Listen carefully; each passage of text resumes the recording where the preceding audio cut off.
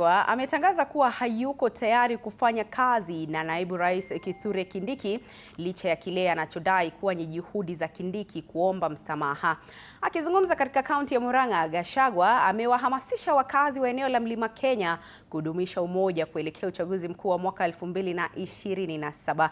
Mwandishi wetu Robert Gakure anaarifu zaidi. Aliyekuwa naibu rais Rigathi Gachagua sasa anasema kuwa hayuko tayari kamwe kufanya kazi na naibu rais Kithure Kindiki licha ya kile anachodai kuwa ni juhudi za Kindiki kumwomba msamaha. Yesterday, Professor Kindiki sent a friend to talk to me that we are too harsh on him and we should go slow on him and we should forgive him if we have wronged him. Gachagua anamtuhumu Kindiki kwa kushindwa kuwahudumia Wakenya alipokuwa waziri wa usalama, akimhusisha na madai ya utekaji nyara pamoja na kurejea kwa pombe haramu katika eneo la Mlima Kenya.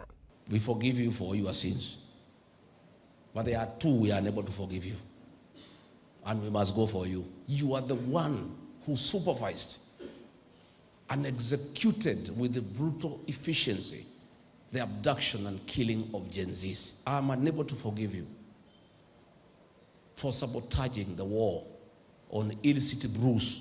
Haya yanajiri wakati Gachagua na wandani wake wanaohamasisha wakazi wa eneo la Mlima Kenya kudumisha umoja kuelekea uchaguzi mkuu wa mwaka wa 2027. Utuambie when you are planning to compensate the families, because of course we know that you formed a committee to compensate the families of those affected.